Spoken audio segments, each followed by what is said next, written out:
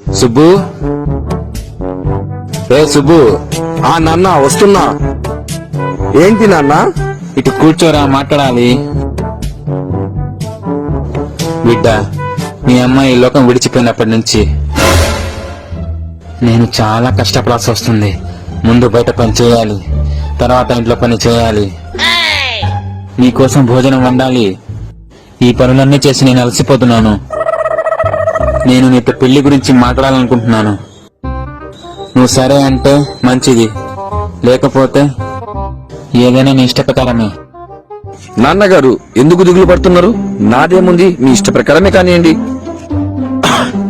బిడ్డ, నువ్వు ఒప్పుకుంటావని నాకు తెలుసు. బిడ్డ, తొందరగా వెళ్ళి మంచిగా రెడీ అయ్యరా. ఇద్దరం వెళ్ళి నీకు కాబోయే అమ్మని చూద్దాం. అమ్మ బాబాయ్! ఏంటి అమ్మని చూడ్డానికా? ఇంకా నా పెళ్లి గురించి మాట్లాడతావు అనుకున్నాను. సరిగ్గా నడవలేకపోతున్నావు, ఈ వయసులో పెళ్లి కావాల్సి వచ్చిందా? అయితే బిడ్డ, నా పెళ్లికి ఒప్పుకోవా నువ్వు? ఒప్పుకోను. లేకపోతే ఏంటి, పెళ్లి కావాల్సిన కొడుకు ఇంట్లో పెట్టుకుని నీకు పెళ్లి కావాలా? ఒకసారి ఆలోచించరా.